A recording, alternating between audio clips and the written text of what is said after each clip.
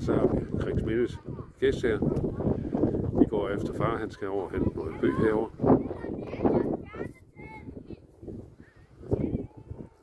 Så har vi alle vores børn over fra Bøgeskov skole. De skulle lige herud og de skal ud og grave kartofler. Og ud i de kartofler, så skal de lige have dem gjort rene.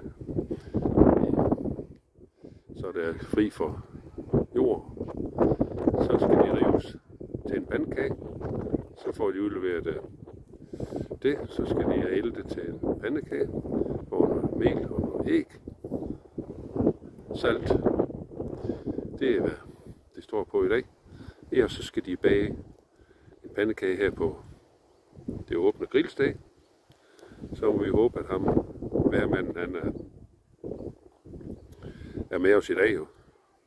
Og ikke lige giver for mig drengen. Men det er vel sådan set skal ske her på denne plads. Men have